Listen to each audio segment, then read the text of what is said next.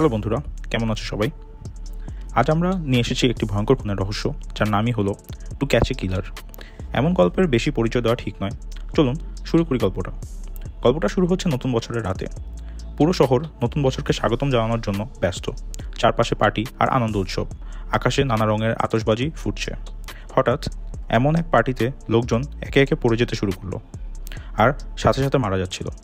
বন্ধুরা, কোথা থেকে যেন এক স্নাইপার গুলি ছুটছে। একজন লিফটে যাচ্ছিল, তাকেও গুলি করা হলো। ছাদের উপরে পার্টিতে অনেককে এভাবে গুলি করে করে মেরে ফেলা হলো। অন্যদিকে গল্পের নায়িকা এলেনর, যিনি একজন পুলিশ অফিসার, রেস্টুরেন্টে বসে আছেন। রেস্টুরেন্টের মালিক এসে অভিযোগ করলেন এক মহিলা অনেকক্ষণ ধরে বসে আছে, মদ খেয়ে ঝামেলা করছে এবং যেতে চাইছে না। এলেনর সেই মহিলাকে জিজ্ঞাসা করলেন, আপনার সমস্যা কি? কেন আপনি এখানে সবাইকে বিরক্ত করছেন? ঠিক তখনই রেডিওতে খবর এলো কোথাও গুলি চালানো হয়েছে, দ্রুত যেতে হবে। এলেনর তৎক্ষণাৎ সেখানে রওনা দিলেন। ঘটনাস্থলে তিনি জানতে পারলেন একজন স্নাইপার কোথা থেকে গুলি ছুড়ে 29 জন মানুষকে মেরে ফেলেছে। তিনি এক ব্যক্তির বাড়িতে গেলেন, যিনি স্নাইপারের গুলিতে মারা গিয়েছিলেন। গুলি কাচে গর্ত করে ভেতরে ঢুকে তাকে মেরেছিল। এলেনরের কাছে একটি লেজার ডিভাইস ছিল। তিনি সেই গর্তের লেজার ফেললেন এবং বুঝলেন কোনো কিছু থেকে গুলি ছোড়া হয়েছে। এভাবে একের পর এক যেখানে মানুষ মারা গেছে তিনি সেখানে পরীক্ষা করলেন। প্রতিবারই লেজার একই জায়গায় ইঙ্গিত দিচ্ছিল। এক অ্যাপার্টমেন্টে 17 তলার একটি ঘরের দিকে তার ইঙ্গিত ছিল, মানে স্নাইপার ওই ঘর থেকে গুলি চালিয়েছে।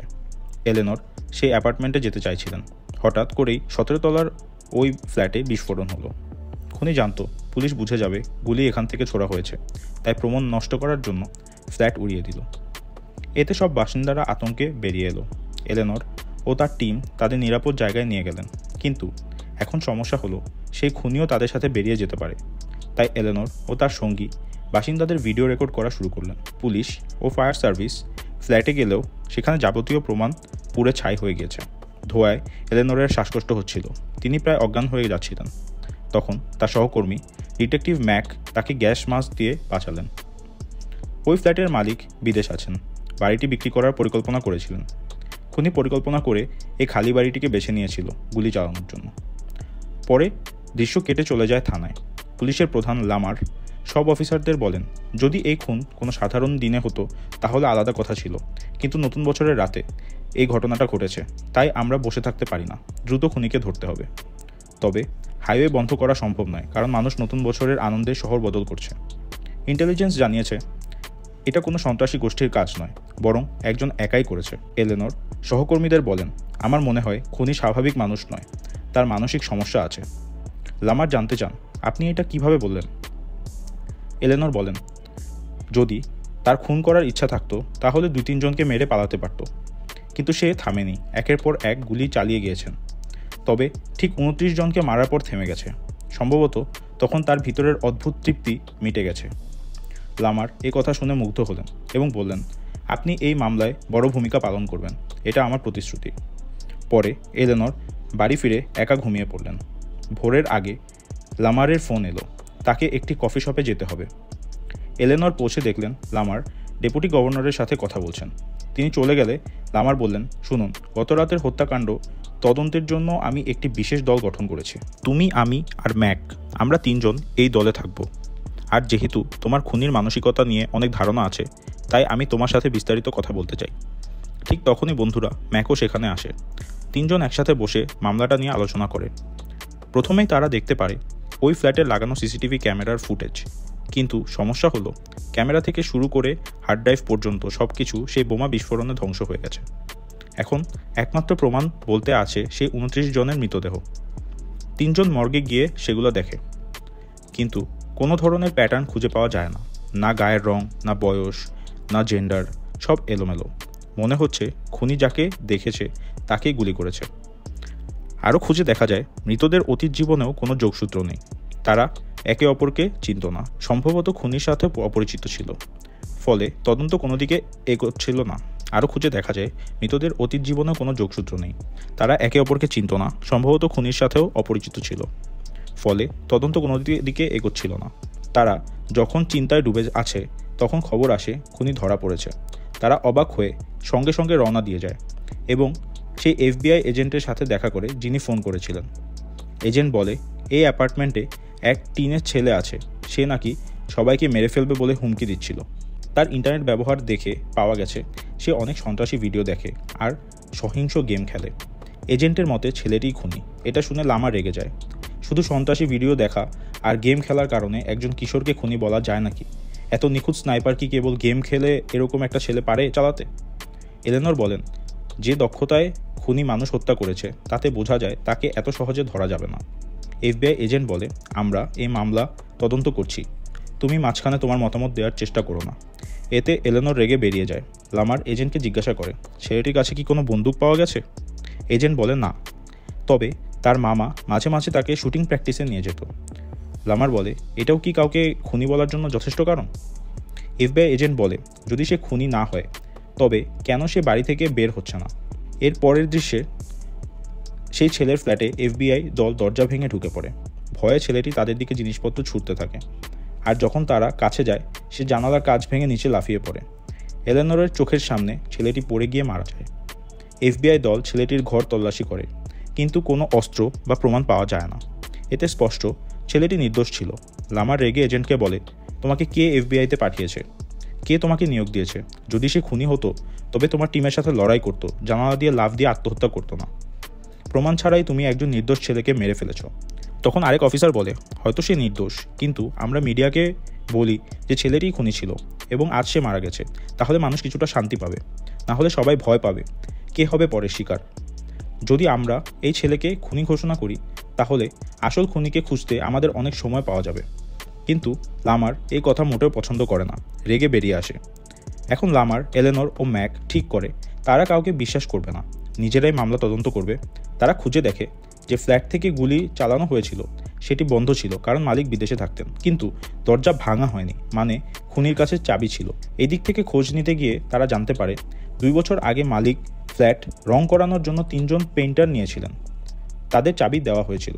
তারা 3 জনকে জিজ্ঞাসাবাদ করে সবাই বলে, স্যার, আমরা অনেক বাড়ি রং করি, 2 বছর আগে এই ফ্ল্যাট রং করেছি, আমরা কেন এখানে এসে কাউকে গুলি করব? একজন তো তার ছোট বাচ্চাদের সাথেও এসেছে। লামার জিজ্ঞাসা করে, তোমরা নতুন বছরের রাতে কোথায় ছিলে? তাদের জবাব শুনে বোঝা যায় কেউই ওই রাতে ফ্ল্যাটে যায়নি, মানে এই দিকটাও ভুল প্রমাণিত হয়। এরপর তারা ফ্ল্যাটের বাইরের CCTV ফুটেজ চেক করে। বোমা বিস্ফোরণের পর অ্যাপার্টমেন্টের লোকজন বেরিয়ে আসছিল, তখন তাদের মুখ ক্যামেরায় ধরা পড়ে। সবাইয়ের তথ্য যাচাই করেও কাউকে সন্দেহ করার মতো কিছু পাওয়া যায় না। সেই রাতে এলেনর যখন বাড়ি ফিরছিল তখন লামার গাড়ি নিয়ে এসে বলে, তুমি সবসময় এত দুঃখী থাকো কেন? আমার সাথে রাতে খাবার খাবে? এলেনরও লামারের সাথে বাড়িতে যায়। সেখানে লামার, তার এক বন্ধু এবং এলেনর একসাথে রাতের খাবার খাচ্ছিল। এখানেই প্রকাশ পায় আসলে এলেনর একজন FBI এজেন্ট ছিলেন, কিন্তু কোনো কারণে সে তার কাজে মনোযোগ দিতে পারেনি, ফলে তাকে ডিমোশন দিয়ে পুলিশ বাহিনীতে পাঠানো হয়েছিল। তবে লামার এলেনরের যোগ্যতা খুব ভালোভাবে বুঝতে পেরেছিল। সে বলে, যদি কেউ এই কেস সমাধান করতে পারে তবে সেটা হবে তুমি, এলেনর। কেসে মন দাও, আমাদের যে কোনোভাবেই খুনিকে ধরতে হবে। কয়েকদিন পরের দৃশ্য, একটি শপিং মলে এক ব্যক্তি নতুন পোশাক পরে ট্রায়াল রুম থেকে বের হয়। এদিকে এক লোক ডোডি পরে ট্রায়াল রুমে ঢোকে। ওই ব্যক্তির পুরনো পোশাক নিয়ে সরাসরি বাথরুমে যায়, সেখানে ওয়াশ বেসিনের পাশে দাঁড়িয়ে গোসল করতে থাকে। এটা দেখে এক ক্রেতা সিকিউরিটিকে অভিযোগ করে। সিকিউরিটি অফিসার বাথরুমে গিয়ে চেক করে, কিন্তু লোকটিকে সেখানে পায় না, বরং সে কারো পুরনো পোশাক পরে ফুড কোর্টে চলে আসে। সেখানে কেউ টেবিলে রেখে যাওয়া খাবারের প্লেটে যা উচ্ছিষ্ট বাকি ছিল তা থেকে সবজি তুলে নিয়ে খেতে শুরু করে। চারপাশের মানুষ অবাক হয়ে তাকিয়ে ভাবতে থাকে, এই লোকটা আসলে কি করছে? এমন সময় সিকিউরিটি এসে তাকে জিজ্ঞেস করে, তুমি এই লোকটার পোশাক কেন চুরি করলে? আর বেসিনের কাছে দাঁড়িয়ে তো তুমিই গোসল করছিলে, তাই না? তোমার ব্যাগে আসলে কি আছে? হঠাৎ সে ব্যাগ থেকে বন্দুক বের করে সিকিউরিটি আর অন্যদের দিকে গুলি ছুড়তে শুরু করে। অনেকেই প্রাণ হারায়। অন্যদিকে এলেনর তখন একটি বন্দুকের দোকানে ছিল, এলাকার একমাত্র গান শপ। সে দোকানদারকে জিজ্ঞাসা করে, সম্প্রতি কি কেউ এখান থেকে স্নাইপার গান কিনেছে বা কোনো সন্দেহজনক ক্রেতা এসেছিল?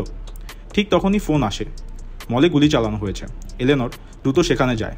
CCTV ফুটেজে দেখে সে বুঝতে পারে খুনি এলোমেলোভাবে মানুষকে গুলি করেছিল। SW টিমও পৌঁছে যায়, কিন্তু খুনি যেন আগে থেকেই জানতো। সে সেখানে গ্রেনেড লাগিয়ে পুরো দলটিকে উড়িয়ে দেয় আর সেই সুযোগে মল থেকে পালিয়ে যায়। তবে ফুটেজ থেকে বড় একটি প্রমাণ পাওয়া যায়। খুনি ট্রায়াল রুম থেকে বের হয়ে পোশাক বদলে খুনের পর পুরনো পোশাকটি ডাস্টবিনে ফেলে দিয়েছিল। যদি তারা সেই পোশাক পায় তবে তাতে তার চামড়া বা চুলের অংশ থাকতে পারে, যা থেকে DNA পাওয়া যেতে পারে।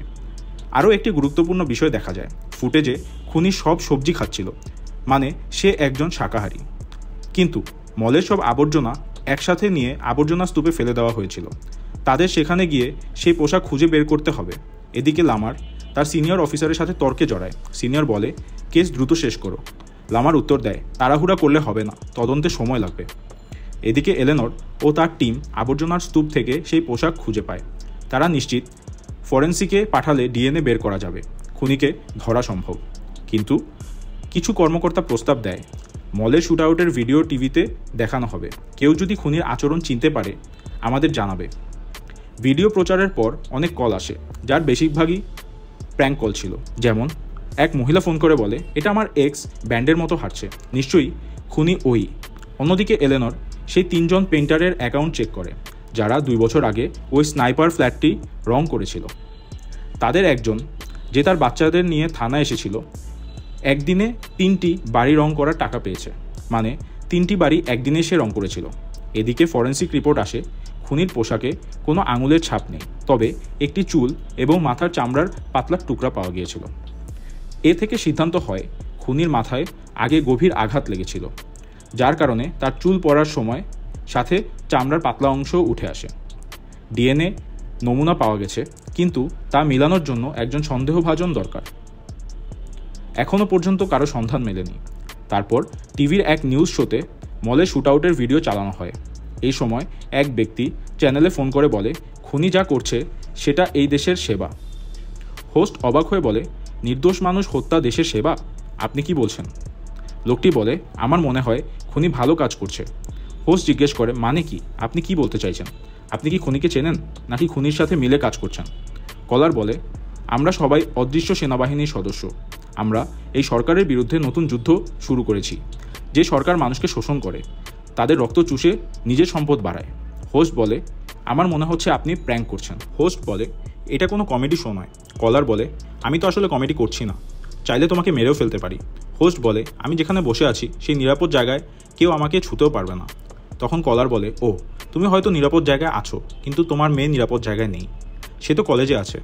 ঠিক আছে, আমি আমার লোক পাঠিয়ে শুধু তাকে নয়, অন্যদেরও গুলি করে মেরে ফেলতে বলবো। তখন তুমি কি করবে? এরপর শো এর হোস্ট আর পুলিশ টিম যারা শো দেখছিল, তারা কলারের সাথে সিরিয়াসলি কথা বলা শুরু করে।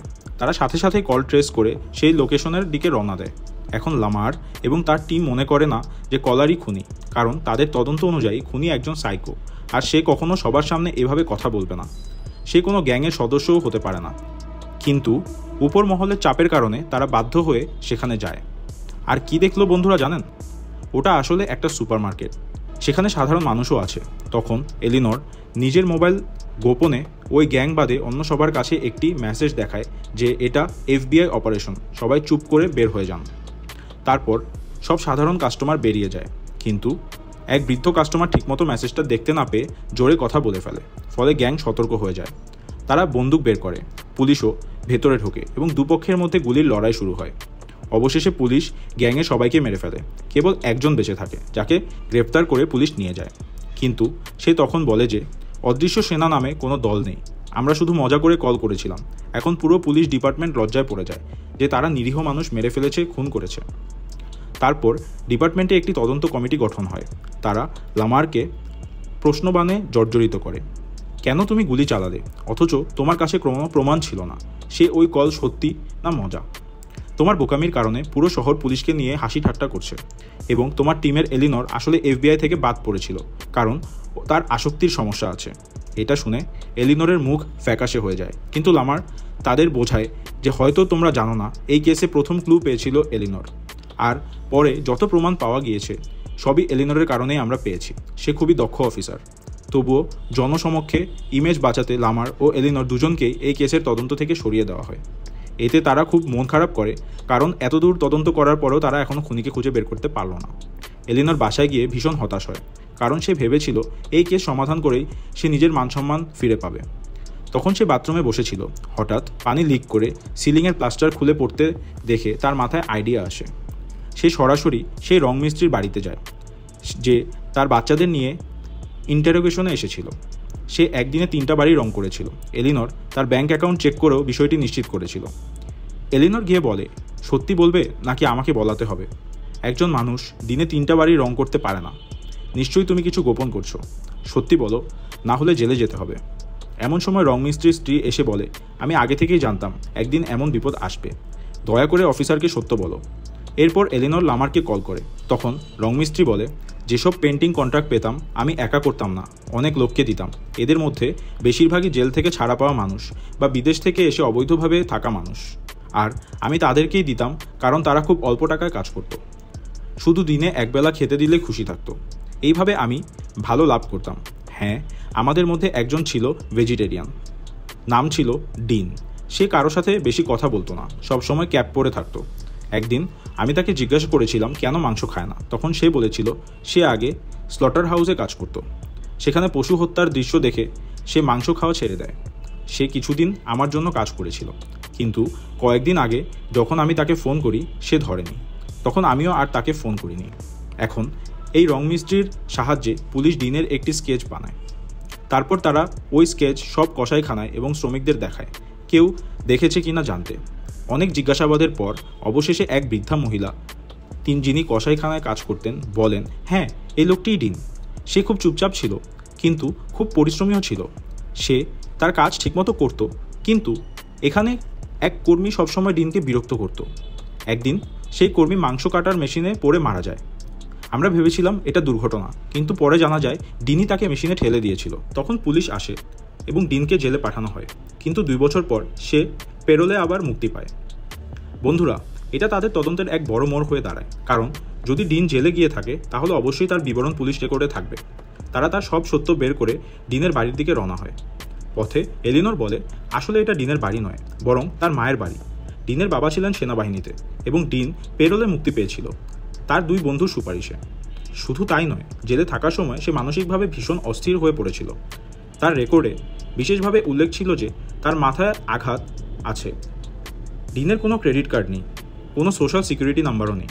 সে এই দেশে প্রায় ভূতের মতো জীবন কাটাচ্ছে। উপরন্তু সে একজন প্রশিক্ষিত খুনি। সে স্নাইপার বন্দুক দিয়ে দূর থেকে নিখুঁত লক্ষ্যভেদ করতে পারে। আর যদি এমন একজনকে ধরতে হয়, তাহলে কেন আমরা আমাদের টিমকে ডাকছি না? এলেন, তুমি কি ভুলে গেছো যে আমাদের দুজনকে এই কেস থেকে সরিয়ে দেওয়া হয়েছে? এমন পরিস্থিতিতে আমরা কাউকে ডাকতে পারবো না, আর কেউ সাহায্য করতেও আসবে না। আমাদেরকেই ঝুঁকি নিয়ে তাকে ধরতে হবে, তবেই আমরা আমাদের টিম এবং পুলিশ বিভাগের আস্থা ফিরে পেতে পারি। ঠিক তখনই ডিনের মায়ের গাড়ি তাদের ঠিক পেছনে এসে থামে। তারা প্রশ্ন করলে তিনি বলেন, তোমরা আমাকে গ্রেফতার করতে পারো, কিন্তু আমার ছেলের ব্যাপারে আমি একটা কথাও বলবো না। লামার তাকে বোঝায়, আমরা তাকে মারতে আসিনি, বরং সাহায্য করতে এসেছি, কারণ আমরা জানি তার মানসিক সমস্যা আছে। এই কথা শুনে তিনি বিশ্বাস করেন এবং তাদের বাড়ির ভেতরে নিয়ে যান। তিনি বলতে শুরু করেন, ডিন ছোটবেলায় খুব ভালো ছেলে ছিল। আমি নিজেই তাকে বন্দুক চালানো শিখিয়েছি, কিন্তু একদিন আমি যখন টার্গেটে লক্ষ্য করছিলাম, সে হঠাৎ সেই টার্গেট নামাতে চলে যায়। আমি জানতাম না সে সেটা নিয়ে যাচ্ছে, আর আমি গুলি চালাই। গুলি ডিনের মাথায় লাগে। সেদিনই আমার ছেলে মারা যেত, কিন্তু ভাগ্যক্রমে আমরা তাকে বাঁচাতে পারি। কিন্তু সেই ঘটনার পর থেকেই সে মানসিকভাবে ভীষণ অস্থির হয়ে পড়ে। তার মাথার আঘাতের শুরু তখন থেকেই। ডিনও তার বাবার মতো সেনা কর্মকর্তা হতে চেয়েছিল, আর সেই জন্য স্নাইপার শুটিংয়ের প্রচুর প্রশিক্ষণ নিয়েছিল। বন্ধুরা, ডিনের মা এসব কথা বলছিলেন, আর এদিকে এলিনর খেয়াল করে দেখে টেবিলে 2টি চায়ের কাপ রাখা আছে। বাইরে শুকোতে দেয়া কিছু পুরুষের কাপড় আছে, আর বাড়ি থেকে একটু দূরে একটা শেড আছে। এলিনর ভাবে ডিন নিশ্চয়ই ওই শেডে আছে। ঠিক তখনই সেখান থেকে একটি গুলি ছোড়া হয়, যা বাড়ির কাঁচ ভেঙে লামারকে গায়ে লাগে, আর সে মাটিতে পড়ে যায়। এলিনর সেখান থেকে পালানোর চেষ্টা করে। ডিনের মা বলে, শেডের দিকে তাকিয়ে বলেন, বেরিয়ে আয় বাবা, এরা তোমাকে সাহায্য করতে এসেছে। কিন্তু ডিন শেড থেকে বের হয় না। তখন তার মা বলে, তুমি না এলে আমি নিজেকে গুলি করব। কিছু সেকেন্ড পরই তিনি নিজেকে গুলি করে মারা যান। সব দেখে এলিনর বুঝতে পারে না কি করবে। ঠিক তখনই ডিন শেড থেকে বের হয়ে বাড়ির ভেতরে এসে এলিনরের সামনে বসে বলে, আমি জানতাম না পুলিশ কুকুরের মতো আমাকে খুঁজে বের করবে। এলিনর বলে, আমরা তোমাকে শাস্তি দিতে আসিনি, সাহায্য করতে এসেছি। তোমার মা আমাদের সব বলেছে, আর আমি জানি তোমার শাস্তির নয়, চিকিৎসার প্রয়োজন। ডিনও তার কথা বিশ্বাস করে। কিন্তু ঠিক তখনই বাইরে পুলিশের গাড়ির সাইরেন শোনা যায়। আসলে ডিনের স্নাইপারের শব্দ শুনে প্রতিবেশীদের একজন পুলিশকে ডেকেছিল, কিন্তু ডিন ভুল বোঝে, ভাবে এলিনরই পুলিশকে খবর দিয়েছে। বেচারি এলিনর অনেক কষ্ট করে বোঝাতে চায় যে সে খবর দেয়নি, কিন্তু ডিন তাকে আক্রমণ করে বেসমেন্টে টেনে নিয়ে যায়। এদিকে বাইরে দাঁড়ানো এক পুলিশ অফিসার বাড়ির দিকে এগোতেই ডিন তাকে গুলি করে মেরে ফেলে। অন্য অফিসার খবর দেয় আর অনেক পুলিশ এসে বাড়ি ঘিরে ফেলে, কিন্তু ডিন বাড়ির ভেতর ও বাইরে অনেক বোমা পেতেছিল। সে বোতাম চাপতেই কয়েকটি বোমা বিস্ফোরণ হয় এবং অনেক পুলিশ মারা যায়। এলিনর তখনও বাধা অবস্থায় বেসমেন্টে ছিল। সে বলে, দয়া করে আত্মসমর্পণ করো, আমি তোমাকে বাঁচাবো, তোমাকে জেলের বদলে হাসপাতালে পাঠানো হবে যেখানে তোমার চিকিৎসা হবে। কিন্তু ডিন শোনে না। এলিনর নিজেই ডিনের ঘাড়ে কামড় দেয়। ডিন ব্যথায় চিৎকার করে ওঠে। তারপর সে এলিনরকে মারতে যায়, কিন্তু পুলিশ বাড়ি ঘিরে ফেলায় পিছনের দরজা দিয়ে পালিয়ে যায়। এলিনর কোনোভাবে হাত খুলে বাইরে আসে। ম্যাক সেখানে আসে, জিজ্ঞেস করে খুনি কোথায়। এলিনর বলে, আমি তার ঘাড়ে কামড় দিয়েছি, সে গুরুতর আহত। উপরন্তু সে ইচ্ছে করে এই হত্যাগুলো করেনি, সে মানসিকভাবে অসুস্থ, তাই দয়া করে তাকে জীবিত ধরো, মেরো না। পুলিশ দল টর্চ নিয়ে ডিনকে খুঁজতে থাকে। ডিন এক জায়গায় বসে আছে, আঘাতের কারণে আর দৌড়তে পারছে না। পুলিশকে দেখে সে তাদের দিকে বন্দুক তোলে আর পুলিশ তাকে গুলি করে মেরে ফেলে। এলিনর এটা দেখে খুব কষ্ট পায় আর তার বিরুদ্ধে তদন্ত শুরু হয়। তুমি আর লামার যখন এই কেস থেকে অফিসিয়ালি বাদ পড়েছিলে তখন কেন তদন্ত চালাচ্ছিলে, কেন খুনির বাড়িতে গিয়েছিলে? তাকে হুঁশিয়ারি দেওয়া হয়, তুমি এই বিষয়ে মিডিয়ার সামনে কিছু বলবে না, কেসের কৃতিত্বও পাবে না। সেটা যাবে সরাসরি এফবিআইয়ের কাছে। যদি সত্যি বলার চেষ্টা করো তাহলে চাকরি যাবে, কিন্তু চুপ থাকলে এফবিআই থেকে যেই পদে তোমাকে বরখাস্ত করা হয়েছিল সেটা ফেরত দেওয়া হবে। বন্ধুরা, এলিনরের কাছে চুপ থাকা ছাড়া আর কোনো উপায় ছিল না। সে ভীষণ কষ্ট পায়। অন্যদিকে এফবিআই টিম মিডিয়ার সামনে পুরো কৃতিত্ব নিজেরা নিয়ে নেয়, যেন তারাই কষ্ট করে কেসের সূত্র বের করেছে এবং খুনিকে খুঁজে বের করে মেরে ফেলেছে। এলিনর নিজের পরিশ্রমের ফল অন্যের হাতে তুলে দিয়ে বাকি জীবন কাটাতে থাকে। যেমন খারাপ লোকেরা সমাজে মাথা উঁচু করে বাঁচে অনেক সত্যি লুকিয়ে, তেমনি সরকার এবং এর সহায়ক বিভাগ, পুলিশ ও এফবিআই তারা নিজেদের ভাবমূর্তি বাঁচাতে মানুষের প্রাণ নিয়ে খেলতেও পিছপা হয় না। তাদের একমাত্র চিন্তা থাকে তাদের বিভাগের নাম যেন কলঙ্কিত না হয়, সরকারের নাম যেন কলঙ্কিত না হয়। বন্ধুরা, এই বার্তাটির সঙ্গে এখানে শেষ হয়ে যায় আমাদের গল্পটি। এখন বলো তোমাদের কেমন লাগলো এই ইনভেস্টিগেশন থ্রিলার। পরের ভিডিওতে আবার দেখা হবে। নিজের খেয়াল রেখো।